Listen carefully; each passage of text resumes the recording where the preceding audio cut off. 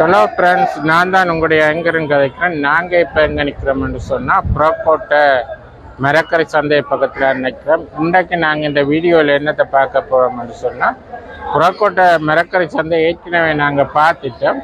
புறக்கோட்டையில் உள்ள wholesale market அந்த பகுதியை தான் நான் இந்த வீடியோவில் உங்களுக்கு காட்ட போகிறேன். அதற்கு முன்னே யாராவது ஃபர்ஸ்ட் டைம் இந்த சேனலுக்கு வாரீங்கன்னா அப்படியே சப்ஸ்கிரைப் பண்ணிவிட்டு அருகில் உள்ள பெல் பட்டனையும் தட்டி விடுங்க. அப்போத்தான் நான் போடுற வீடியோவில் உங்களுக்கு உடனே வரும். வாங்க வீடியோக்குள்ளே போகலாம். இப்போ பாருங்க, இதுதான் புறக்கோட்டை மரக்கரை சந்தை. நான் வந்து இப்போ உங்களை எங்கே கூட்டிகிட்டு வந்து போகிறேன்னு சொன்னால், புறக்கோட்டையில் உள்ள ஹோல்சேல் மார்க்கெட் பக்கம் தான் கூட்டிகிட்டு வந்து போகிறேன். அப்படியே தொடர்ந்து கண்டினியூ பாருங்க நான் காட்டுறேன். அப்படியே நாங்கள் வந்து மரக்கறி சந்தையால் அப்படியே திரும்பி இந்தியாவில் ஹோல்சேல் மார்க்கெட் கடை பக்கம் தான் போய்கொண்டிருக்கோம். பாருங்க, இந்த ரோட்டு இதில் வந்து எல்லாமே ஹோல்சேலாக தந்துக்கிறாங்க. உங்களுக்கு ஏற்கனவே நான் இந்த வீடியோவில் நீங்கள் பார்த்துருப்பீங்க, மரக்கறி அந்த விலையெல்லாம் அப்படி போகுதுன்னு சொல்லி. இன்றைக்கும் அதே நிலவரம் தான் போய்கொண்டிருக்கு. அதால் நான் உங்களுக்கு அதை திருப்பியும் அதை நான் எடுத்து காட்டாமல் இந்தியாவில் இருக்க ஹோல்சேல் மரக்க சந்தையை தான் உங்களுக்கு காட்ட போகிறேன். பாருங்க, இதில் வந்து எல்லாமே ஹோல்சேல் மரக்கை தான் போட்டு விற்று கொண்டிருக்கிறாங்க.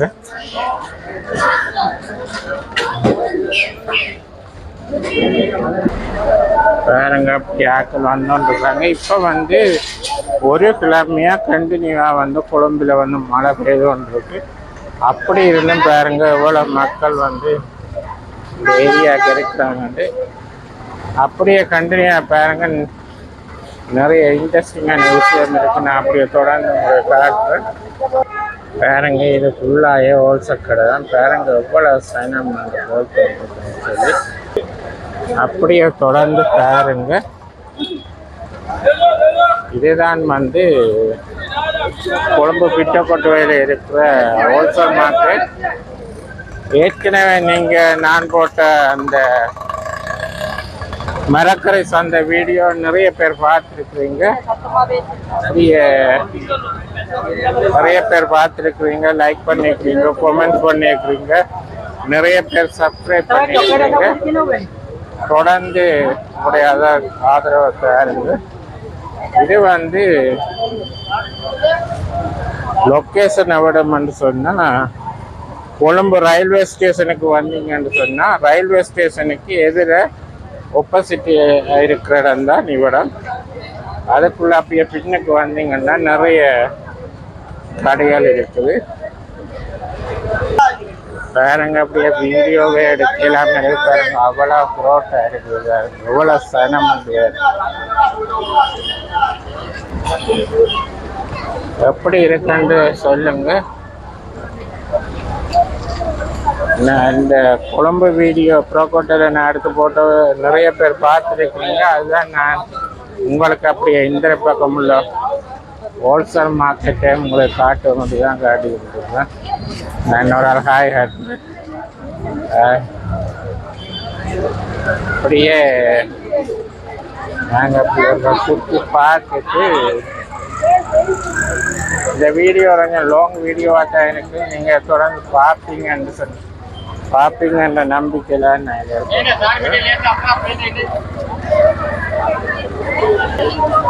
வேறுங்க இவ்வளோ பேர் வந்துருக்குறாங்கன்னு சொல்லி இவ்வளோ க்ரோட் ரெண்டு பேர்.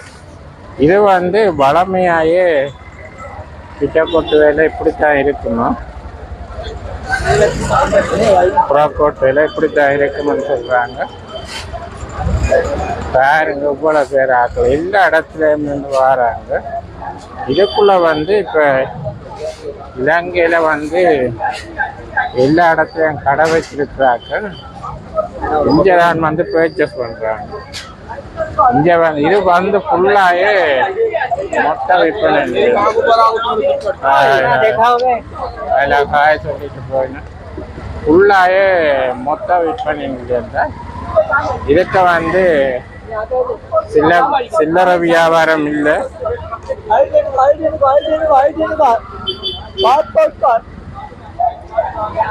இன்னொரு ஆள் பாஸ்போர்ட் வச்சு கொண்டிருக்கிற பாருங்க எவ்வளோ பேர், எவ்வளோ ஆக்கள் என்று பாருங்க, எவ்வளோ க்ரோட் என்று பாருங்க. இந்த வீடியோ நீங்கள் தொடர்ந்து பார்ப்பீங்க என்று நம்பிக்கையில் தான் நான் வந்து இது எடுத்துக்கொண்டிருப்பேன். இது வந்து ஒரு கொஞ்சம் லாங் வீடியோவாக தான் பாரு.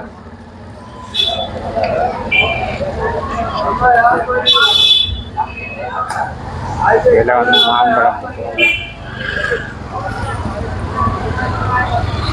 ஐயா என்ன விலை மாம்பழம்? 300 500. இது என்ன விலை நெல்லிக்காய்? 500 கிராம் 300. ஆ 100 கிராம் 300. 100 கிராம் 300. 100 கிராம் தாரீங்களா? ஐயாட்ட ஒரு 100 கிராம் நெல்லிக்காய் வந்து வேணாம் வேணாம். ஓகே இல்லை வேணாம், நான் சாப்பிடுவேன். ஓகே ஓகே ஓகே, பிரச்சனை பிரச்சனை இல்லை. ஓகே சாப்பிடுச்சுன்னா நான்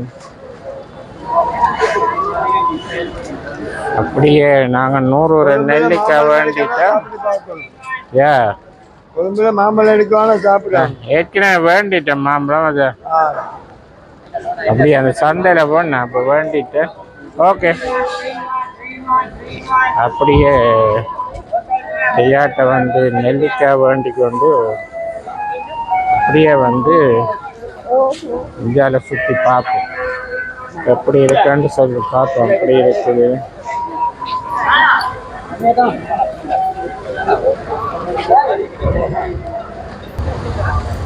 அப்படியே நாங்கள் வந்து உள்ளொழுங்க அப்படியே மெயின் ரோட்டுக்கு வந்துட்டு வேறுங்க இவ்வளோ மக்கள் வந்துடுவோம்.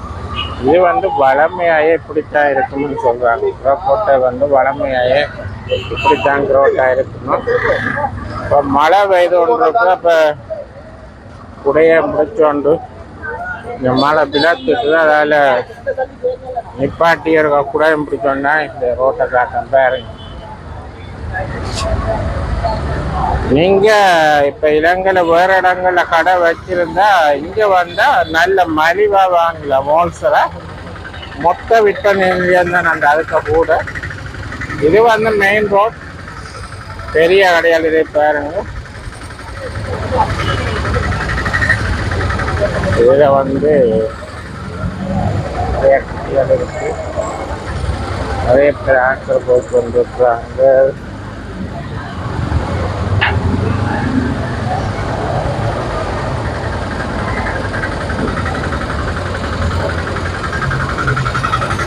இப்போ வந்து செம மழை பெய்யும்.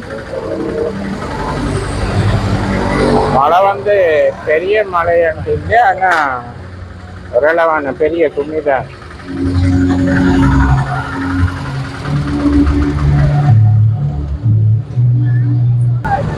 பாருங்க இவ்வளம் வந்து முதலாம் குறுக்கு தெரு என்று போட்டுருக்காங்க.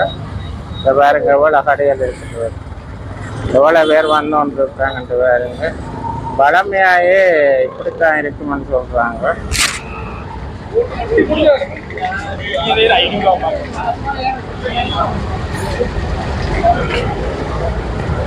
இதில் பாருங்க ரஞ்சனாசன் சொல்லி பெரிய ஒரு உடுப்பு கடை இருக்கு,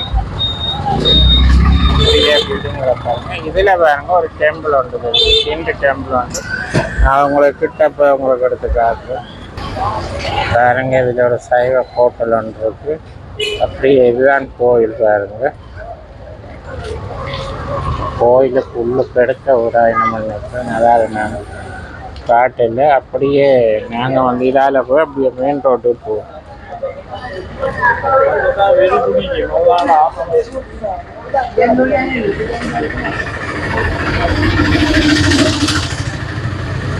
இது வந்து லொக்கேஷன் எதான்னு சொன்னால் பாருங்க இதில் எழுதியிருக்காங்க ஏற்கிறாங்க.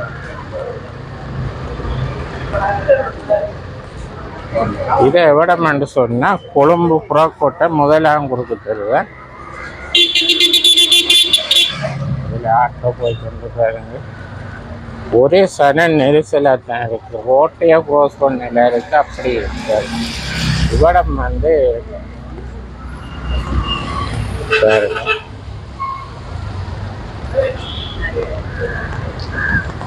நான் வந்து இவரை காட்டிட்டு இதில் போட்டு பாருங்க best proceed Colombo 14.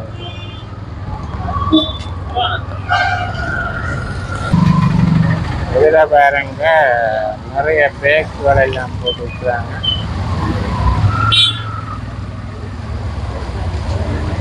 Okay YouTube channel YouTube உங்களோட பேர் என்ன? உங்களுடைய பேர் நேம்?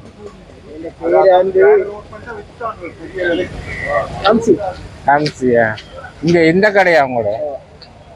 என்ன விலை மலிவா? இந்த பெற்ற ஏரியால சாமான் எல்லாம் மலிவா? இந்த இதை பார்ப்பாங்க, நிறைய பேர் பார்ப்பாங்க, வருவாங்களே உங்கள்கிட்ட கடைக்கு. ஓகே, நன்றி நன்றி. Okay okay. அந்த அண்ணன் கேட்டவர்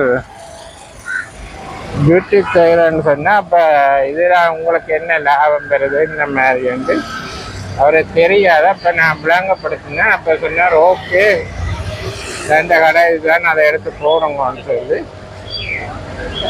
அப்படி நிறைய பேருக்கு யூடியூப் தெரியாமல் இருக்கும்.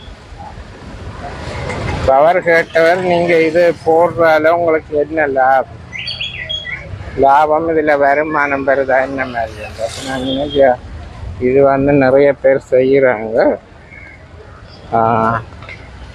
நிறைய பேர் பார்த்தா இதால் ஒரு இன்கம் ஒன்று வருமானு சொல்லி அப்படி சொன்னார். அப்போ எடுக்கட்டோன்னு கேட்டேன். அப்போ சொன்னார் ஓகே எடுங்கன்னு சொல்லி இதான் எடுத்து. இது வந்து கொழும்பு 11, அதாவது புறக்கோட்டை ரயில்வே ஸ்டேஷனுக்கு தானே, ரயில்வே ஸ்டேஷனுக்கு முன்னுக்குத்தான் கொழும்பு 11.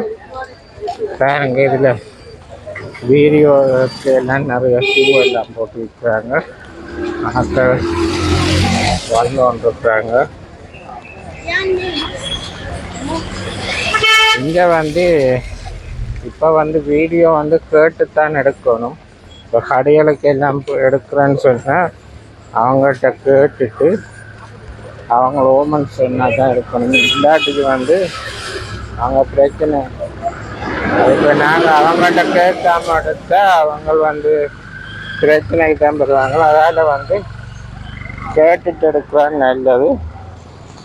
ஆனால் இப்போ நிறைய பேர் வெளிநாடுகளில் இருந்தெல்லாம் வந்து எடுக்கிறாங்கல்ல, அப்படியான ஆட்கள் எல்லாம் கேட்டு எடுத்தால் நல்லது. கேட்காம எடுத்தால் பிரச்சனை வரும்.